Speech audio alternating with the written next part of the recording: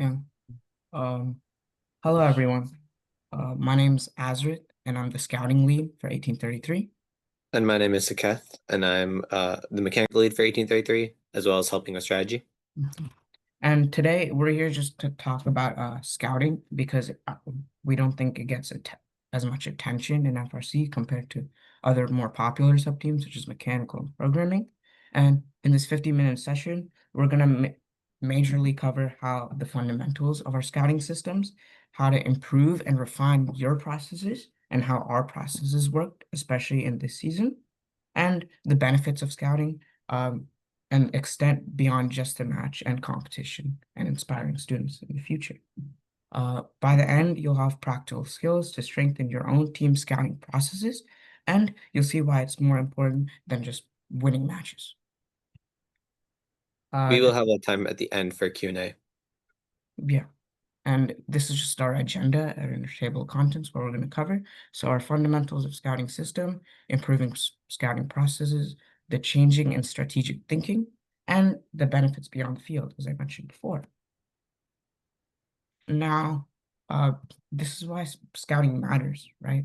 Uh, Mainly during scouting and during qualification matches, you'd want to collect your own data. Statbotics has some data collection methods, but usually you wouldn't want to completely rely on them, as your Google Sheet or however your scouting works, whether you're just using paper scouting or using an app, for example, can help you definitely in the long run in alliance selection as well. So it's just a quick example of how where it helped us at DCMP. We were going against a really tough match lineup, right? Walton, 1683 and 1648, three amazing offense spots at the competition, and we were at 36-35 and 74-51. Now, we came up winning this match, and at that time, we set a record for the amount of pieces scored during that match, and it was broken later. And the reason how we won this is we realized that uh, it was a bit more based on psychology instead of our Google Sheet and our data. So at the start of the match, we were scoring L1, L2, some of the lower scoring pieces. And then at the end, we transitioned to scoring L4 and some of the more higher pieces to kind of get the opponent to be a bit more relaxed during scoring and to get them climbing faster because they thought they had the victory in the bag, right? And then we started scoring the high value pieces such as L4 a bunch at the end. And yeah, we also have another example over here of how our scouting process helped us in 2023. In 2023, we picked 8736. We were the first pick, and they were the second pick on our alliance. And not a lot of teams picked them, as their averages were looking um not the best, but they scored an insane amount of pieces that contended with the top robots at the DCMP, which after we picked them, that's essentially why we won, is because we had an amazing second bot that not a lot of people picked. Uh, During competition, you don't want one person to have all the rules. You want to divide up what's happening and then who needs what information. So as you can see here, we start off with our scouts, both our quantitative and qualitative. They are the ones actually getting the raw data from the other robots, and that will lead to our strategy lead thinking up of what ways we can use that data to best approach this next game. For example, if you're approaching a game against a defense bot, you might want to go ahead and send your one other bot as a defense bot just to reduce congestion. Knowing what to expect in your next match helps you get a good understanding of what you need to do as an alliance. This strategy lead will then convey this message over to the drive coach and the other alliance's drive coach. Now you'll notice here the driver is separate from the drive coach. The strategy lead to drive coach connection conveys what needs to be done in the next match. It is then up to the drive coach to determine how to best tell the driver how to do this. For example, at Gwinnett, we changed our strategy midway through. We'll talk about that later, but we also started avoiding telling the driver immediately what needs to be done. This avoids putting pressure on the driver and lets them focus on actually doing what needs to be done in the game and start scoring pieces. Our drive coach then has the responsibility of saying play by play what needs to be done during the game, and our driver doesn't need to focus on the grand strategy of it all. We believe this helped us out a lot, especially at DCMP, as remained very consistent while doing our strategy, and our driver was more than happy with this situation as they became better and started scoring more as well. Now, this is just what uh, you guys might be wondering what you guys would want to observe, since there's so many things that you can observe quantitatively and qualitatively. And we'll just cover that here during the slide. So the first thing you'd want to observe is their quantitative stats, right? How many pieces they score, what do they score L1, L2, L3, L4, algae, basically anything there is to offer quantitatively you'd want to measure, such as climbing and when they also climb. You'd usually do this through other data collection methods, which I'll talk about later as well. Uh, this is just a quick graph of us and 1683 during the GoodNet qualification matches. As you can see here, we were pretty neck and neck, but at the end of the second day of GoodNet, we scored more pieces than 1683. This is one of the reasons why 1771 picked us at the end, and it's why it's so important to have to track this data, especially through your own means and not just Statbotics. Uh, Now, you'd also want to look at the robot design and how they drive, right? So, for example, if you're doing any, like, if you're looking at a robot, right? And if they have a malfunction, you don't want to put it against them, usually, if it's just a one-time occurrence, maybe at the start of the event. But if this happens almost every match, right? Then you'd want to take that into account, especially. And robot design, if they just have a robot design that, for example, is hard for you to load Coral in if they take it at the human player station, then that would also be something to consider if you're trying to pick them for alliance selection as well, because maybe your human player won't be able to load it and that will affect you to score pieces and it would just make it more congested. Now, you'd also want to consider how they're autonomous and like how they auto align during matches, as for if they auto align easily, for example, setting their elevator up to certain levels, or just auto aligning exactly to the coral piece using the April tags, that is something to consider, as you would be scoring pieces faster if you had a really good auto align on your team compared to just manual auto align.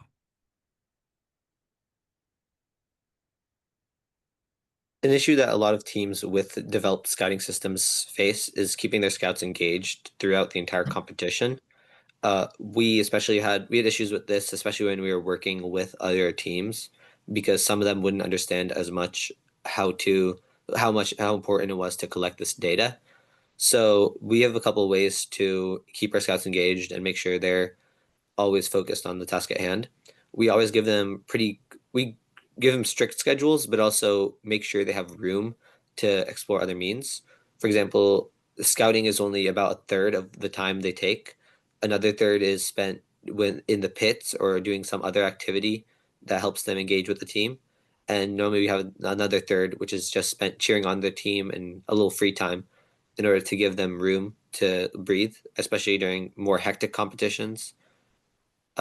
During our strategy meetings, like before playoffs, we definitely encourage you to include all members of your team because they will give you insight, especially the scouts, because they're seeing robots that you may not have seen as a strategy lead, and they may have insights that you may need that may not be reflecting on your data. Uh, we also really encourage making sure your students are allowed to cheer on your team whenever you guys are playing. Uh, while scouting is important, making sure that you have a good atmosphere in the stands is just as important. And cheering on the drive team as they compete helps them out a lot. Lastly, your scouts, just make sure everything, above all, that they're understanding the importance of what you do. Show them the data, show them why you've made your decisions. tell them in the stands, oh, they're going to do this robot is going to do this because of this. And then when they have that understanding of how data collection and scouting helps the team, they will be able to be more involved and focused on their task at hand. As Saket mentioned earlier, these are just some of the data collection methods that we use. So how the scouts help us during when they're in the stands and looking at other robots. So we usually use an app on that runs on Kindles to get scouting data. And essentially what the app does is the users can just click on how many auton coral they scored, algae they scored, then they can move on to teleop once teleop starts, and then choose the parameters from there, how many L1 they scored, L4 they scored, etc. We also measure when they climb, and if they failed to climb, if they went a deep or shallow climb, which nobody went for a shallow climb during this game, and when they did when they either failed or did a climb successfully, or if they just parked, right? And some teams may use paper-based data collection as well, although this usually isn't as used, and usually you'd prefer doing it through the app because having somebody manually collect it is just going to be annoying for the person, and you're just going to get data way later since somebody has to manual input it into the sheet that you're using. And now we have the quick picture of the sheet right here. And we use the sheet for a bunch of different things. So as you can see here, we load the sheet through just somebody scanning a QR code at the end of a collection after a Kindle collection. We get the data from the Kindles, scan the QR code, and then we load it into the sheet. And then after we load it into the sheet, you can see this is just a raw input data. You can see it just says a random number next to the QR codes because we're just getting the data in. It gives you like binary values and for like taxing or no taxing. And then it just tells you how many coral they score, L1, L2, L3. Later down the sheet, it also tells you what team number they are, etc. We usually format this as well uh, through Google Sheets itself, as it has commands such as like VLOOKUP or just like uh, other commands that can help you just organize this way better. Some of the features that we have on the Google Sheet is just averaging. Yeah, so some of the things that we have on the Google Sheet are just like averages and adjusted inputs, for example. So you can make the data more readable as the raw data, as you can see here, isn't as isn't as clear to read, especially by if you're, for example, showing this data to like your drive coach or something. Um, as a scouting lead, you'd want to make sure that your data is as clear to read as possible as well. Keeping a clean interface for the scouts to use is a really good way to make sure your data is accurate because they don't have to jumble around looking for certain things to fill in. Instead, they can just click on the buttons, and making sure they're trained with using them before is also very important. This image right here is a little misleading. In the actual tablets, we have them vertical, so you actually see the column entirely.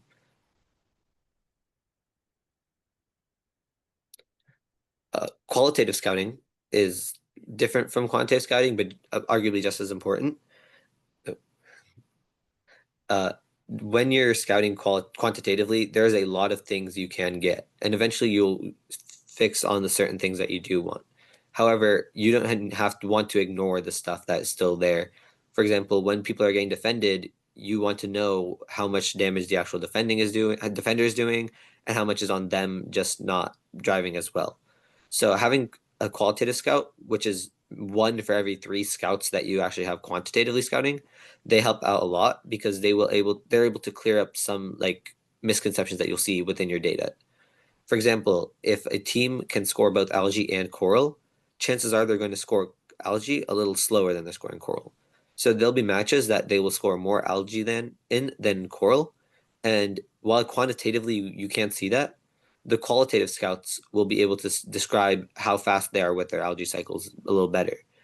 You wouldn't, for example, your quantitative scouts will give you numbers, your qualitative scouts give behavior. Lastly, when you have your games and there are malfunctions within the games, you want to disclude that from your data set because you don't want to include data that is misrepresentative for these teams. However, you still want to know why they malfunctioned. Was it because they hit a wall? Was it because another robot hit into them, potentially even fouling them? Or why did that happen? Qualitative scouting as a whole just lets you get from A to B a lot quicker rather than having to assume stuff or even having to check matches again. Yeah. One thing I would add is qualitative scouting is especially for any soccer fans. You could just use the eye test, for example. So the eye test is essentially looking at how good they drive, how comfortable the driver is at driving their own robot, and just how they move in general, right? So it kind of relates back to what Saket is saying. It's not anything quantitative. You want to capture anything that you can't capture quantitatively. So you have all the knowledge on the robot, especially when making decisions. Now, And you can see here we have Barker Redback. Oh, can you go back?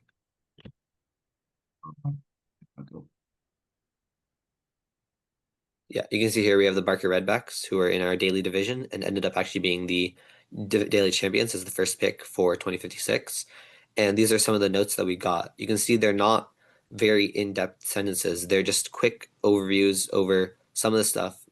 You don't need to cover every single aspect of them because there's a lot of stuff that quantitative data already covers. These are just extra stuff that you want to see and will help you drive your decisions in the future.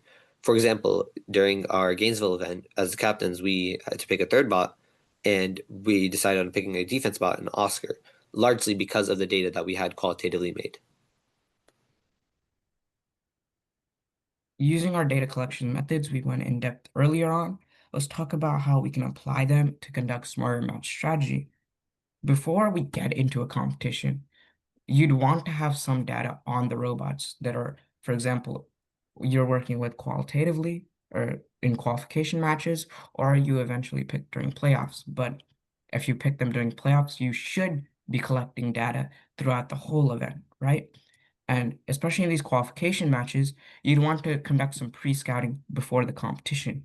So this is essentially looking at their past 5 qualification matches in their other event before the event that you're going to be competing in. Um, you'd want to be scouting them quantitatively, again, using the tablets that we talked about earlier, or and using qual notes as well to grasp them qualitatively. This is just something that you'd want to use to see what you'd expect from them. And you'd want to use their past 5 qualification matches as it's a bit more of a representative of what they do in actual qualification matches. As in playoff matches, your strategy may change drastically because it's affected by your other alliance partners as well. Uh, this is just our alliance strategy in DCMP this year when we were partnered with 3318 and 1771. Our alliance was crafted to essentially score the maximum amount of pieces as possible, and we weren't picking a defense bot or anything because of this goal. 1771 did algae and coral. We specialized in algae, and 3318 specialized in L1 coral. Since We specialize in Coral, sorry. yeah, since 1771 was the only bot who can do algae, we had them cycle around the reef at the start of Teleop, essentially, to score all the algae on the reef onto the barge so we can get those points out of the way and then focus all on scoring coral. Now, if you guys can see my cursor, um, at the end of Autumn, we started at the back face over here, and then 3318 started 2 faces behind us, so around here. And we essentially went in this clockwise type formation where we score coral here, and then we transition to the next face as we finish that face. And then 3318 handles all the L1 as both of us, 1771 and 1833, or us, we couldn't score L1 as efficiently as them. Now, this clockwise formation was especially important for us as we didn't get anyone's way through this. So we maximized how many points and how much coral we could score on the reef. And while this was happening, 1771 was also cycling around the reef and scoring algae And after they were done scoring algae into the barge, they started helping us with coral, and they were behind 3318 in this case. And then after we were done, we just all climbed to maximize points. And then here's also a quick mock-up that we drew up on scoring the peak amount of points during a match. The red line represents algae, and the blue represents coral in this case. And this is especially important to look out for as well. And this is usually determined through your data collection methods. As, for example, right? Let's say you were the eighth alliance in playoffs, right? And you wanted to do as best as you can, right? Obviously. So you'd want to pick a bot that has the maximum amount of scoring potential as well. Because uh, at that point, since you are the eighth alliance, usually the first alliance it has more consistency overall, and they usually have better robots overall because they also get first choice, first pick, right? So at that point, you'd usually want to focus on the maximum amount of points that a robot could score, and then help them achieve those points instead of focusing on consistency. And lastly, I want to mention about how and talk about what's important during match strategy and alliance strategy. In alliance strategy during playoffs, the goal is to just win, right? However, during qualification matches, you may want to show off a little bit more because you're trying to get picked or to just increase those ranking points. Um, however, let's say you score all the faces, right?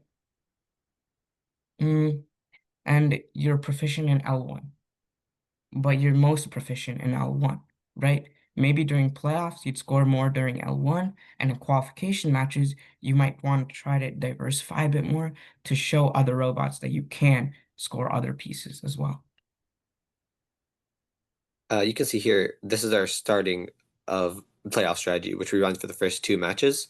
And 7071, despite being a better coral scorer than us, they didn't do as much coral as us. Why? Because they were not prioritizing their own score and own scoring abilities.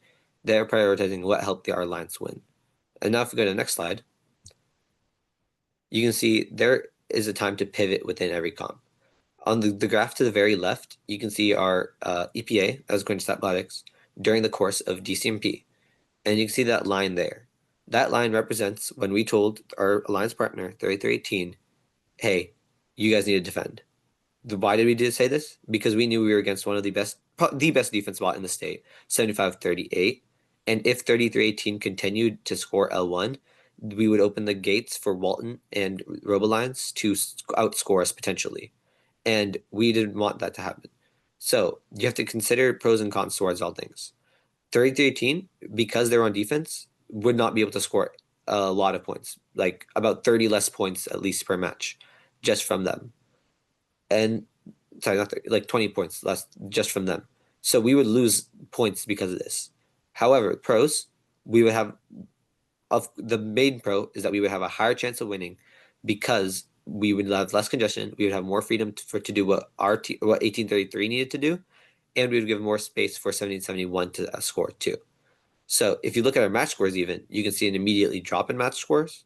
However, in the end, we still ended up defeating 3318, 1261 in their alliance across those three matches during DCMP.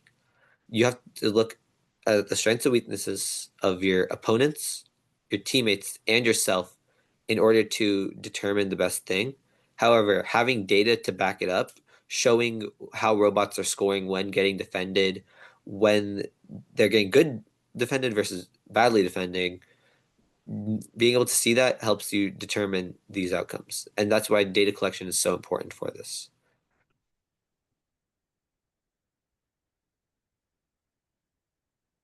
One of the biggest mistakes teams make is treating scouting like a throwaway job to give to rookies. Yes, it's often the first role rookies may have during their first competition, but it's also the start of their training to think strategically. Do you want them to, for example, if they were on the mechanical sub team, for example, you want them to think about uh, how they'd want to build their robot. And if they were on programming, you'd want them to think about their pathing as well. You want them to consider the ranking points and how much each point also talk about or also matter during matches as well. And the best way to teach strategy is for to get rookies involved is hands-on. Don't just tell them to write down numbers or to just fill the app all the time. Um, just help them build your scouting database maybe, or help them even shadow the strategy leads when they're talking about match strategy and help them maybe in after the match, you might be doing a review on how you guys did in terms of strategy and what issues you guys had in your robot. Get these rookies involved here as well. Another way to train rookies is to give them pit side responsibilities, maybe. Sometimes relaying some quick updates to drive codes can help them feel like they were a part of everything and not just they were just giving a position because they had to get a position. You'd want them to feel involved, and you also want them to become leaders later down the road. Involving strategy in every aspect of your team will allow you to make less mistakes because you're already determining things that will happen before.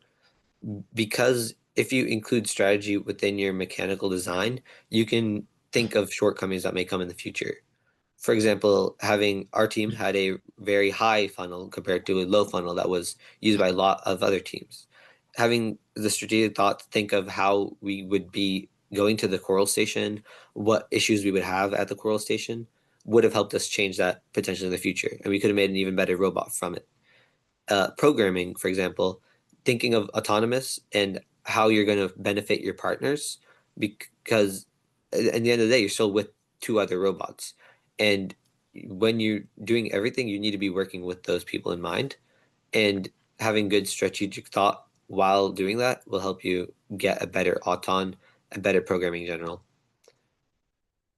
Yeah, and to add on as well, don't just allow people in the strategy and scouting sub team to be the only ones to shout at you or to look at the scouting database. Let anyone who's interested, right, in shadowing the strategy leads or looking at the database as well, because you want everybody in the team to be involved in strategy, not just the people that were on that sub team to begin with.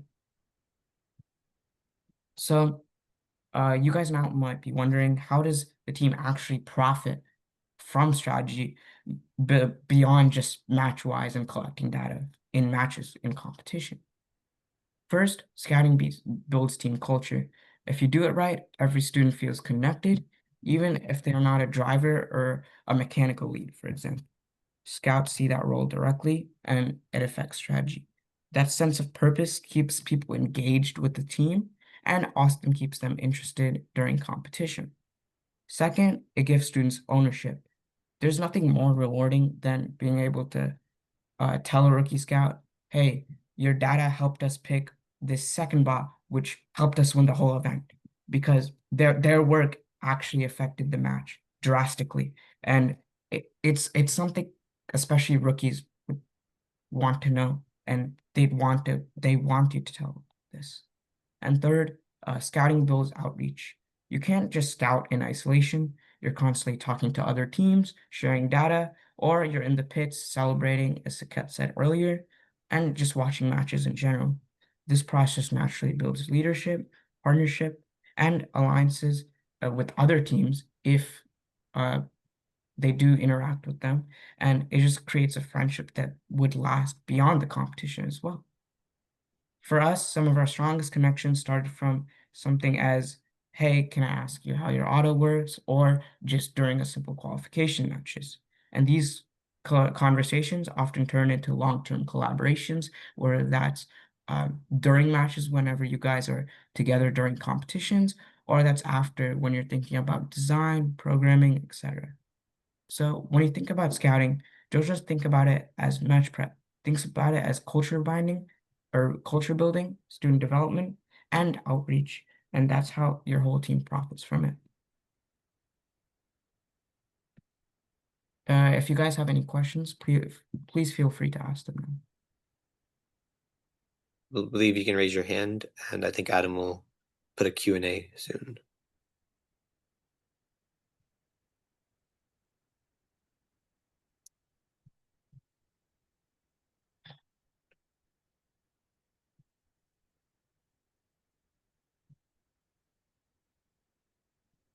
Is the Q&A up? I don't see it. Yeah, it is. It's at the bottom. Okay. Okay.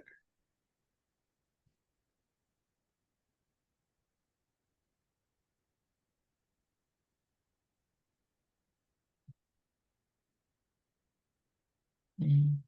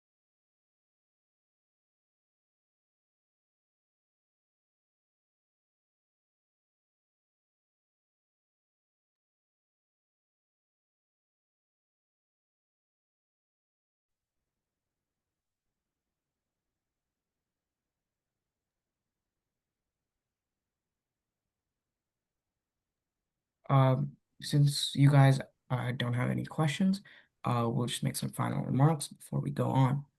Now, just a quick summary of our presentation.